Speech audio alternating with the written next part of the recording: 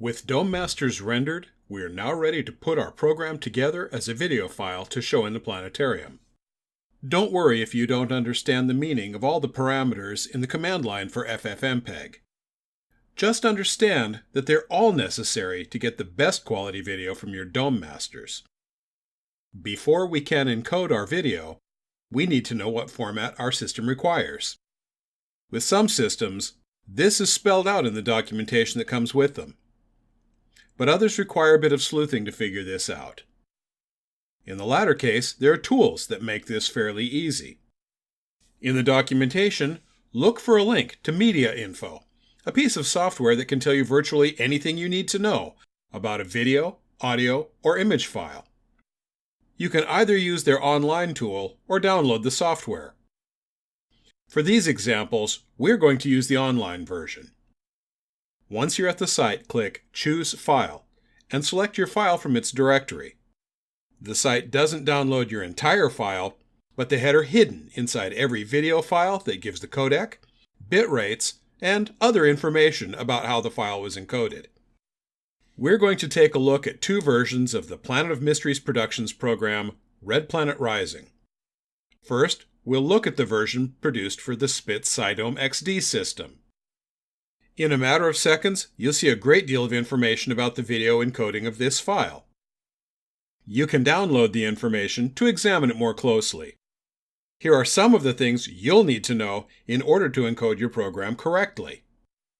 The format. In this case, the format is Ffmpeg. The format version. For this program, the version is 2, so the codec will be Ffmpeg 2. The maximum bit rate. Here, it's 48,000K. You'll want to encode your program at that same bit rate. The width and height.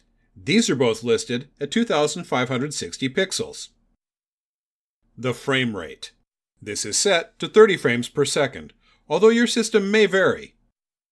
If you acquire Dome Masters from a different source, they may require encoding at a different frame rate. The color space. This is usually YUV. Chroma subsampling. Here it's listed at 420. When we encode, we'll use this and the color space to set the pixel format. GOP. That stands for Group of Pictures. Is it open or closed, and what's the rate? In this case, it's open, and the rate is 108. This is sometimes called the keyframe interval. If there's sound embedded, we'll need the information for that as well. That's usually the case with Apple QuickTime MOV files, MP4 encoded files, and AVI files. Note the format, the bit rate, and the sampling rate.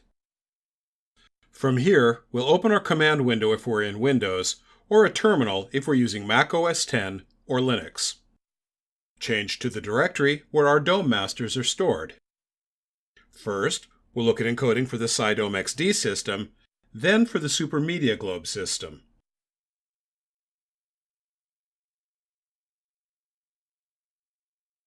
Here is the full command line. The command line is broken down like this. R30 sets the rate of the frames per second. I is for input. Remember the base file name we set when we were rendering. That's the base file name we're calling now. The %05D tells Ffmpeg to render the sequential files that have 5 digits. C:\V Mpeg 2 video sets the codec to Mpeg version 2, which is usually just called Mpeg 2. S sets the size of the frames. If your input frames and output video are the same resolution, you don't really need to enter this, but it does allow you to scale down frame sizes if you get Dome Masters that are larger. You can also scale up, but you'll see a definite difference in how things look. If you do have to rescale a video, the results are always better when scaling down rather than scaling up. Pix format tells Ffmpeg how to handle the color space to help guarantee playback compatibility with some systems. The parameter, YUV420p, will also deinterlace video for smoother playback. B:V sets the bit rate for video playback to 48,000K bits per second. Max rate sets the bit rate, so the encoding doesn't try to encode at a rate higher than this, which can cause playback problems. G108 sets the group of pictures to open at a rate of 108. Finally, we have the output file name. This example is just for ease of use. Here's the full command line for encoding to Super Media Globe. In this case, because audio is encoded in the file, we have to add a soundtrack file to our command line. I usually put the soundtrack file in the same directory as the DOM masters because it makes it easier when encoding. Although the output file is an AVI file, we use Mpeg-2 video as our codec because it has AVI encoding built into it. We set S for the size.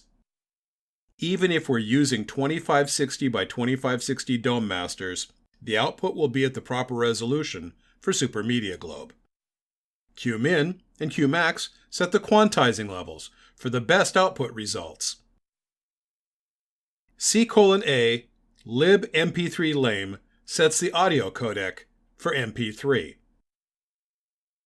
AB sets the audio bit rate. Try these settings on your system. It's also a good idea to look at the documentation for Ffmpeg on the developer's website to get a better idea of the different parameters that can be used and ideas on how to best encode your videos.